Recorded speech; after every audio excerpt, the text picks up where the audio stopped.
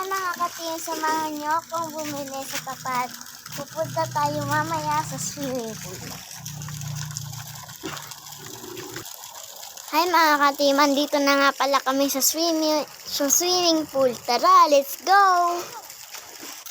Minsan, sa dami ng problema, sa dami ng trabaho, nakakalimutan na nating mag-relax. Nakakalimutan na nating pasayahin sarili natin. Alam nyo, minsan, i-treat nyo rin sarili nyo. Pumunta kayo sa dagat, mag-swimming kayo. Pero tanga, hindi pala ako marunong lumangoy kaya malabay din sa buhay nyo. Matutulog na lang ako.